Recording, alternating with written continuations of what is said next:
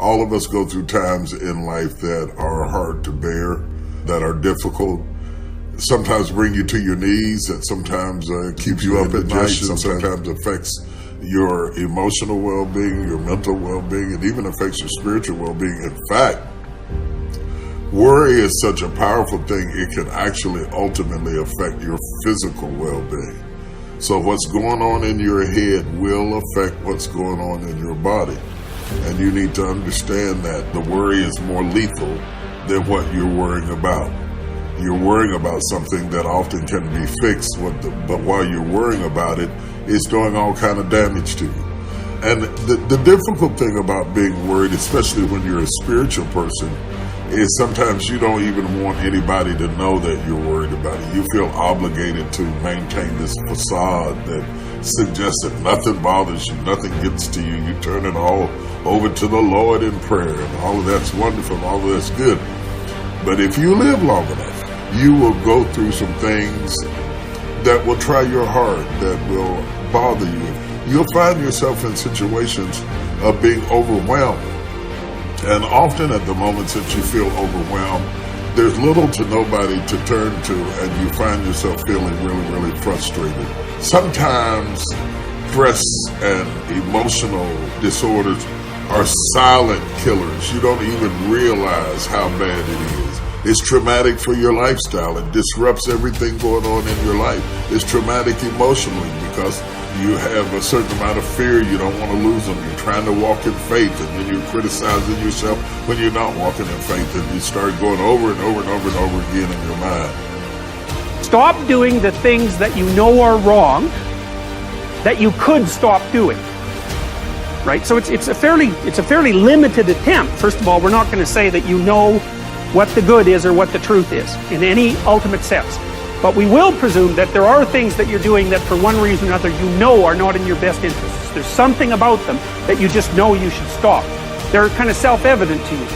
Other things you're going to be doubtful about. You're not going to know which way is up and which way is down. But there are things that you're doing that you know you shouldn't do. Now, some of those you won't stop doing for whatever reason. You don't have the discipline, or maybe there's a secondary payoff, or you don't believe it's necessary, or it's too much of a sacrifice, or you're angry or resentful or afraid. Who knows? So forget about those for now. But there's another subset that you could stop doing. It might be little things. Well, that's fine. Stop doing it and see what happens. And what'll happen is your vision will clear a little bit.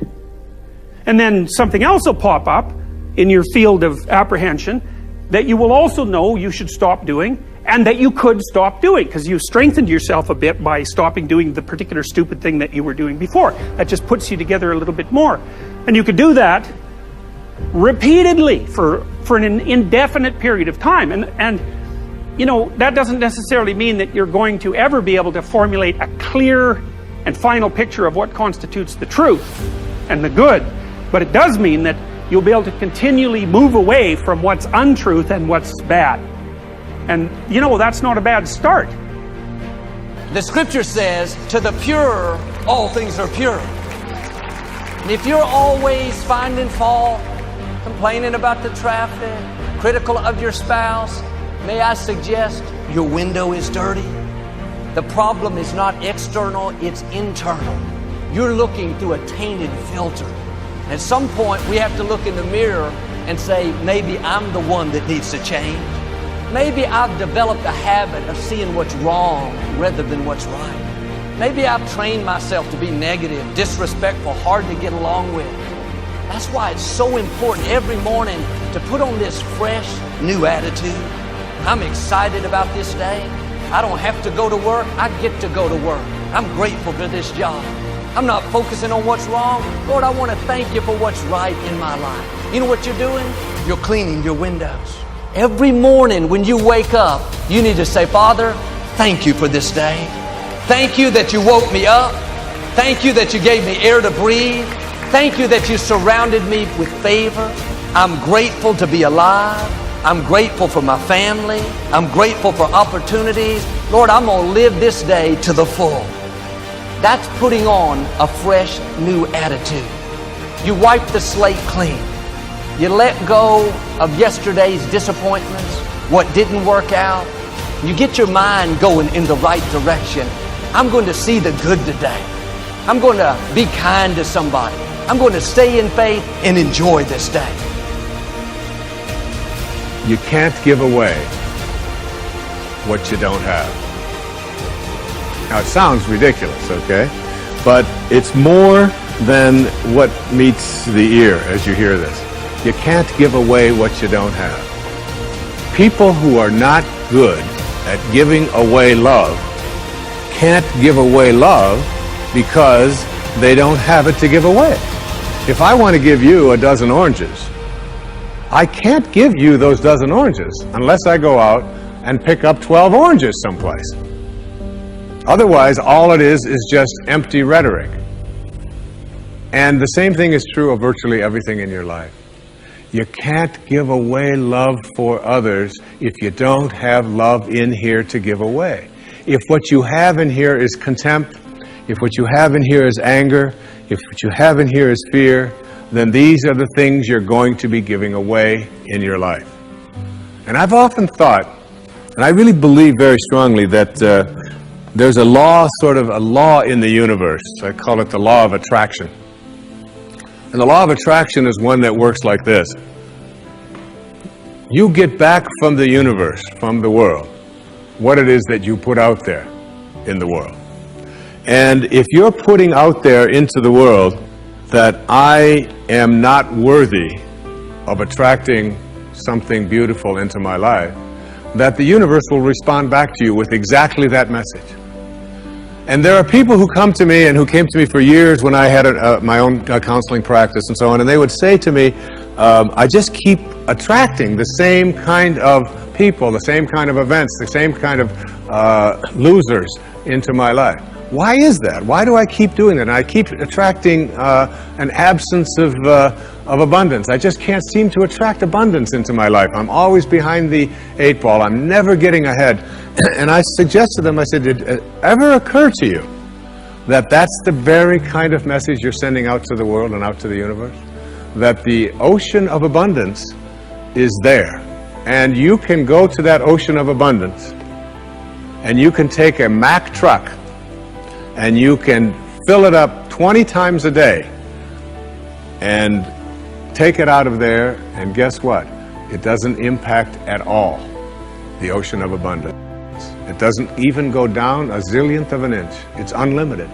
Or you can go to the same ocean of abundance with a eyedropper, and you can just take this much out once a month and say, that's all that seems to be available for me. And the interesting thing for me is that when people go to this ocean of abundance, this unlimited world, all that I have is thine, it says in the holy books. All that I have is thine. It's all there for you. But if you believe inside that it's limited, that you can only get so much, that other people are going to get it before you do, then you'll find yourself creating that very same thing. And the even more interesting part about this, you can't give away what you don't have principle, is that if your message to the universe is gimme, gimme, gimme, which is a lot of people's message to the universe. I want this from you, I want that from you, please give me this, I have to have that. That's what their prayer is like, that's what their message is, you know, and they say, I want this from the universe, gimme, gimme, gimme. The universe's response back to that kind of a mentality is exactly the same. The universe will say right back to you over and over again, gimme, gimme, gimme. And you'll find yourself never ever arriving, but always being in a state of striving, always feeling as if you're being neglected, never feeling as if you have enough, always feeling as if you're being shortchanged, because you're constantly under the pressure to give, to get back what the universe is demanding from you. And the interesting thing about all of this, the irony of this, is that if you shift that and you say to the universe, to the world, how may I serve? How may I serve? The universe's response back to you is, how may I serve you? How may I serve you? And it's very intriguing. When you take your energy and your attention off of what you are demanding from the world, and instead saying, what can I give to the world? And it's really the the basis behind that very famous line of the President John Kennedy's inaugural address. Ask not what your country can do, ask what you can do for your country. And the irony of that is, and I've learned that in my own life, that when I stopped thinking about what was in it for Wayne Dyer and how much could I get, and I began to shift and say, how can I help you? How can I give to you? What can I do for you? And people who write to me, I send them something. When I encounter somebody that needs help of some kind, I'm very often just giving that to them. And then I find that it just keeps coming back into my life. And once I shifted that energy off of what can I have into what can I give, it seemed to me that the universe responded back with the very same message. What can I give to you? And the most incredible and wonderful and beautiful abundance has flowed into my life in every way that I can possibly think of. You can't give away what you don't have. So take a look at an inventory of what you do have. How much do you love yourself? How much kindness do you have in you? How much peace do you have in you? How much joy do you have in you? And if you're able to give that away as many times as you can in a given day, watch and see how much more of that continues to show up and come back in your life. Effort has to be incisive in the sense, it should be focused, calibrated. Simply if you make effort, it's foolish effort, isn't it? Just labor is not going to get you somewhere. Right kind of action, the right timing, right place, all this is important, isn't it? So, for all these things to happen, you need perception and intelligence. So that's all you must do in your life. Constantly looking for ways to enhance your perception and your intelligence. The rest will anyway happen. This is one thing that unfortunately humanity is not doing. They're trying to become capable of something. Do not try to become capable of something. Just enhance your perception and intelligence. You know I'm a mystic. You're getting it completely wrong. Now, this light is falling upon me, reflecting, going through your lenses, inverted image in your retina. You know the whole story, right? Where do you see me right now? Within yourself. Where do you hear me right now? Within yourself. Where have you seen the whole world? Within yourself. Have you ever experienced anything outside of yourself? Everything that ever happened to you, darkness and light happened within you, pain and pleasure happened within you, joy and misery happened within you. Have you ever experienced anything outside of yourself? No. So what I am asking you is, what happens within you? Who should determine how it should happen?